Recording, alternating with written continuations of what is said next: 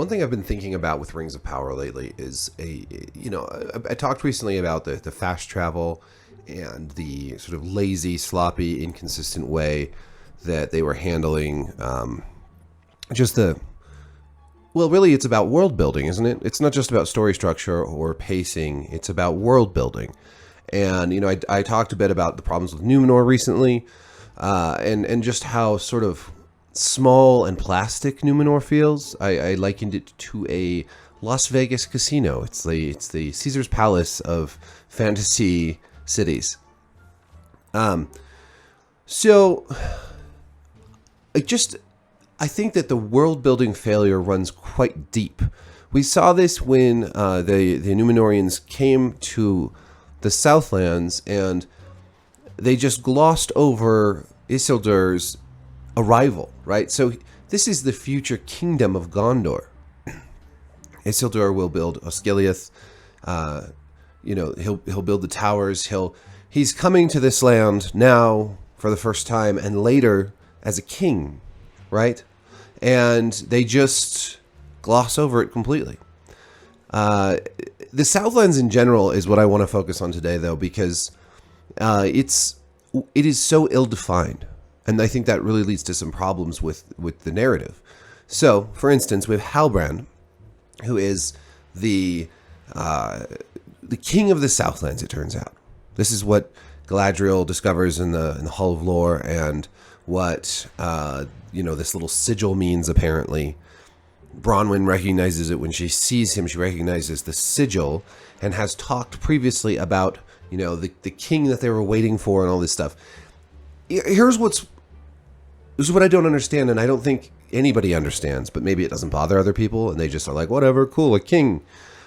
Two problems. One, we don't know anything about the Southlands. Is there a city here that people live in beyond the little villages that we've seen?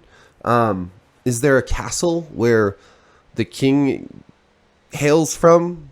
Where is Halbrand actually from in the Southlands? Like, is there a place that he lived in before the orcs came?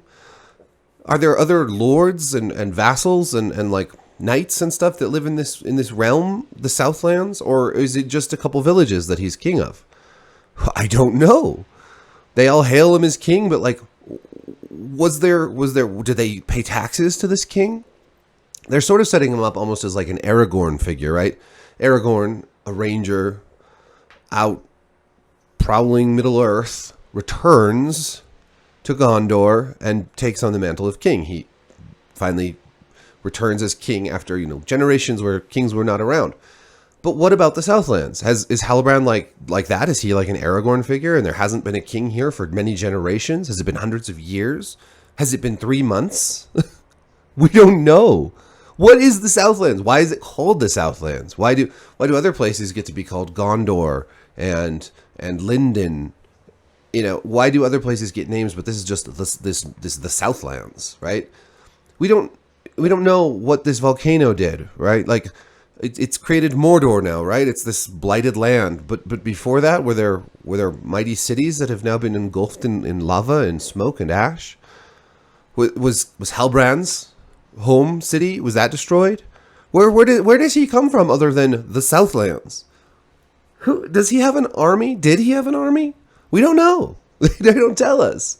We just know that he's the king who has returned. Maybe after 3 months, maybe after generations. Doesn't matter. Southlands is now kaput. But that lack of storytelling, world building and storytelling and backstory does matter. Like, if you can't just have this vague place where there's a battle, literally a battle between a small band of orcs and some villagers, and that's like the battle of the Southlands. Like, it's this epic battle, and then the Numenorians come and save the day, and then we're all supposed to be like, wow, cool, it's such a cool battle. Over what? Over like a scrubby little village with a bunch of people we don't like. So where's the world building? This is this big budget show, and there's nothing underneath the surface, right? This is just a surface level story.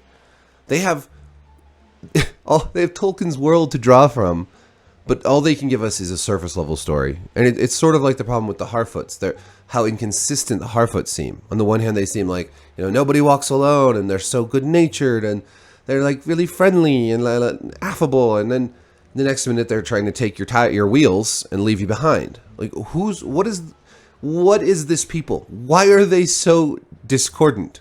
Why do we not understand them after all these episodes? Right? Like, who are they? Why do they migrate the way they do? Why is it so important to leave?